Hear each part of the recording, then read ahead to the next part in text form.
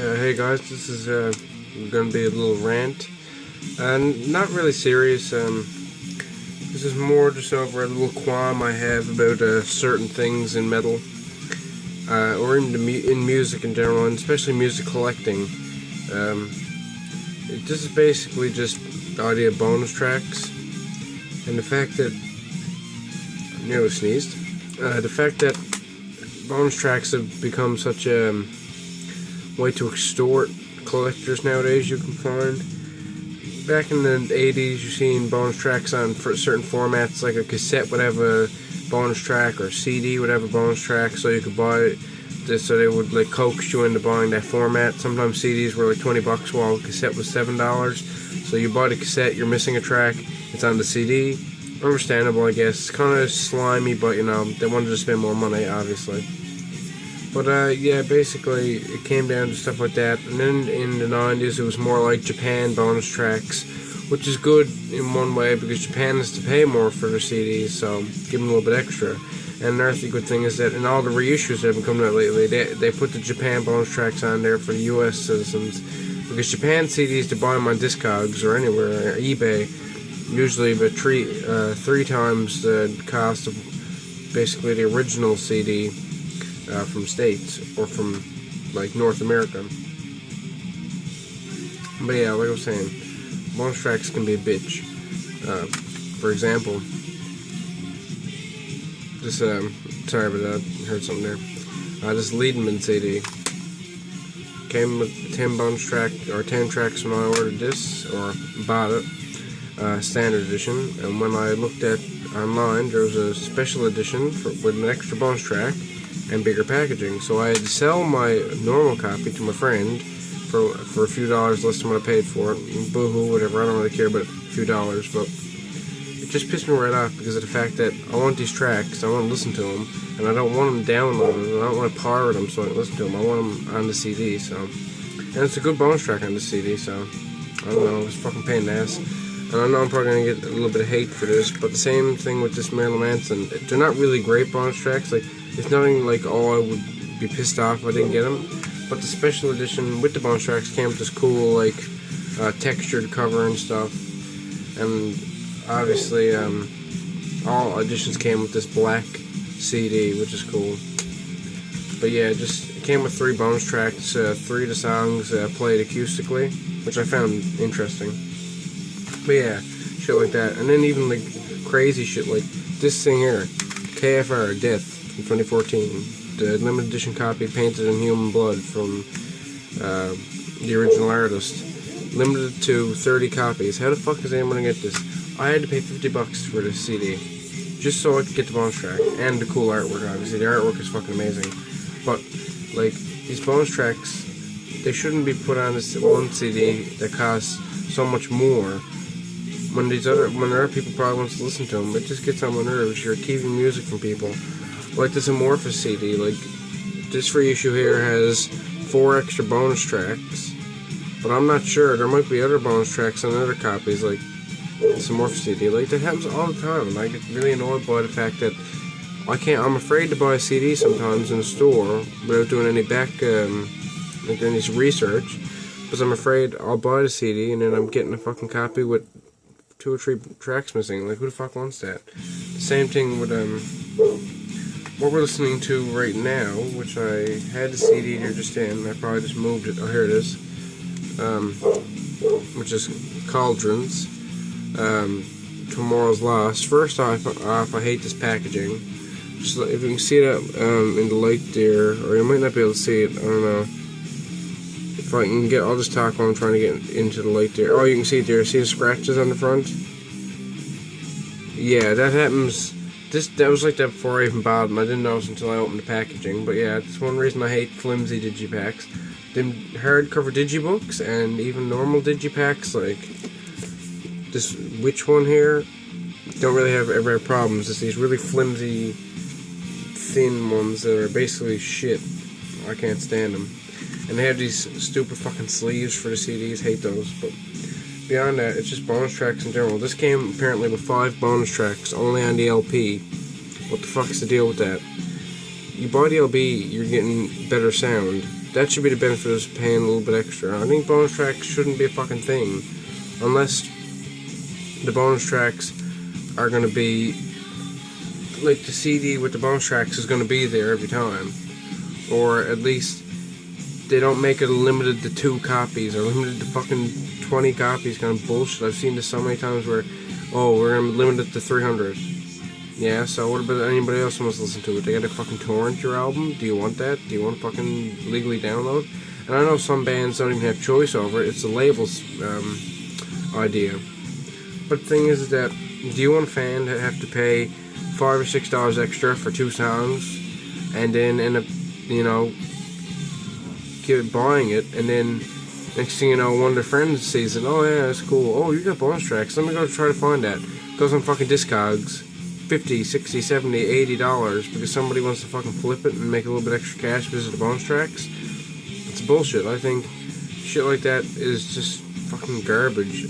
I don't understand it, and it pisses me right off, but I've come to grips now with the fact that this bonus track bullshit is just going to keep happening, so it's either buy wisely and know what you're buying and know that it's a worthwhile purchase, or get a shitty version of an album.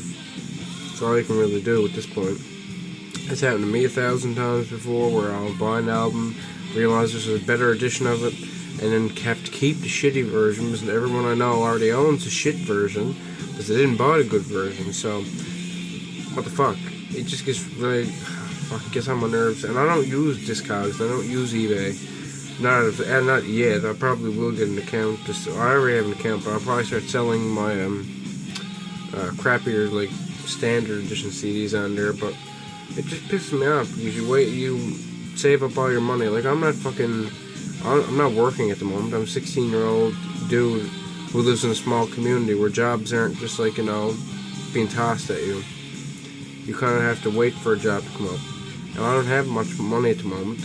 I'm not poor. I'm not, you know, dying for money. I'm not, you know, hard up for cash. But it's nice to know that when I'm looking for a CD, I don't need to fucking buy a copy that doesn't have what I want on there and then have to go back and buy another version and then lose money in that transaction. I find it to be a fucking bunch of bullshit, and it just gets right on my nerves. And some people don't mind it. Some people are like, well, you know, I always make sure that the version has a bonus track on it. Well, that's great for you, but some people don't do that, and some people don't have the time to sit down every night and be like, I'm going to the CD store now, or I'm going on Discogs. Well, Discogs, at least you can come look at every version. But sometimes the bonus track version isn't even on Discogs. I've had that happen. But, like, you're not going to be like, oh, I'm going to go buy 10 CDs into the store. Hopefully they're there. Let's see. Oh, this one has 2 bonus tracks, so I got to make sure this one has a bonus track. It's just a fucking pain in the ass. Either you have those tracks on every single CD, or what decent bands do, they make compilations, EPs, like, even, like, singles of these bonus tracks that fans can purchase, and they're not limited to 2 copies like these fucking assholes who like to limit their CDs or their LPs or anything to such a small number that 2 weeks later everyone's fucking fighting over on Discogs for $150. Look at fucking Necrofilth and the Weaponizer split, where they had a Razor and Venom cover on there, so like a 7-inch like square lathe cut vinyl, limited to 66, released under tour. I swear to God, I'll just look it up while I'm talking here. It's definitely, last time I checked, I've seen shit like that go for so much money. It's not even fucking respectable at all. Thing is, same thing with people who put out these little compilations and shit. That's good. Put out compilations with your bonus tracks. Charge $15, you're getting more money, and these fans who want your bonus tracks don't have to go fucking search around on the internet trying to find copies of shit. Like I just said, that Necrofilth, Weaponizer, Cross Me Fool, Die Hard, Split, that is fucking $43 I seen one sold for. I'm surprised, like, it'll probably go up higher. Like 66 copies, are you fucking kidding me? That's probably gonna end up going for way more. And that's the thing. I pity people who bought that KFR album, the KFR Death album that I just showed you guys. I pity guys who bought this and didn't get this version with the cool blood artwork. Obviously, every copy can have blood artwork. God can't fucking bleed till you know, a day's end. He can't fucking bleed out 500 copies of the album and paint all of them. But he can at least, you know, keep that bonus track on other copies and then just do the blood artwork on certain ones. So the fans who really want the blood artwork could have went and got it. But yeah, like I said, I'm just looking up something right here real quick. But like I said, it's bullshit. In my opinion, it's a pain in the ass. And you look at this now. This says this promo CDR includes 7 tracks. What about the person who wants to have the extra, you know, track and they can't buy this copy of the CD? There's none for sale on Discogs, and I doubt there ever will be. When it does come up, what are they going to charge for? $200 fucking dollars? I wouldn't be surprised. I would not be surprised. You look at our things like blood smeared shit. Sells for a lot of fucking money. So it kind of just, you know, fucking it rocks the shit out of me because I can't understand why people would do that. Yes, it makes more money for you, and it makes you gain a little bit extra cash, but is it a really good practice? In my opinion, no. I think it's bullshit. I think it's pointless, and I think it doesn't make sense. And if you're wondering what I'm doing right now, I am actually looking up. I know Josh Armio had a cool cassette a while ago, or recently, Recluse. I can't remember the exact name of the album, but it had a blood-smeared tape with the actual razor blade that the guy cut himself with to smear it in the fucking case. That's probably going to be worth a lot of money. It's limited to some really small limitation, if I can remember correctly. But is that going to be a $2 tape, or a $5, or a $10 demo tape in 5 years? No. It's probably going to end up being the fucking $100 tape. Just like I'm saying, it's bullshit. I think this practice should be done and over with, and just bonus tracks, if you really want to do them, put them out. Then after you have 10 or 15 bonus tracks, even if you don't even have 10 or 15 like bonus tracks that you actually put on albums or EPs, 10 or 15 tracks, just take your bonus tracks, take your demos, take your live recordings, smash them all together, put it out pretty decently cheap, you know, $10 for 15 track CD is not bad, and just put it out to the fans. Nothing special, and maybe even like make a booklet writing like, oh yeah, this was on this album, and we recorded it, and we include this as a bonus track because of blah blah blah, or this is a demo we recorded here, blah blah blah. Like your backstory. That's what I find really cool. You look at bands like NoFX, and I'm not a huge fan of NoFX, but you look at their thing, 45 or 46 songs that were not good enough for our records. They gave backstory on songs, they put out songs that were bonus tracks on EPs that you can't buy anymore because they're so expensive. Shit like that is pretty cool. I think that should happen more. Midnight has done it a bunch of times, so why can't these other bands do it?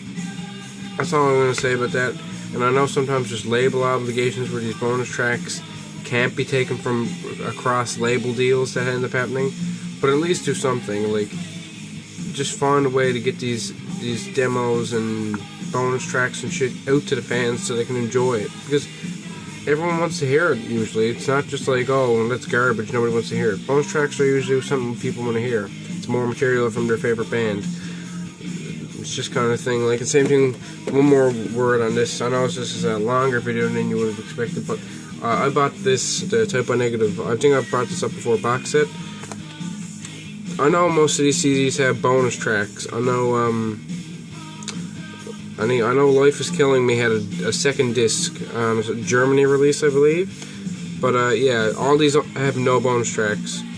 They're all literally the basic shit that came out. Not one thing added at all to any of these albums. They never even added like one song to any single CD on here, as far as I know. $20 for 6 albums plus $10 shipping wasn't bad. But then I realized there's no bonus tracks, there's no like booklet or anything. I should have known that in the beginning, but yeah, Roadrunner can suck the fucking sweatiest, hairiest part of my ass because of that. So yeah, that's really all I gotta say, and thanks for staying here for 15 minutes and wasting your fucking time watching me rant about basically meandering bullshit. So yeah, guys, peace the fuck out and have a great day.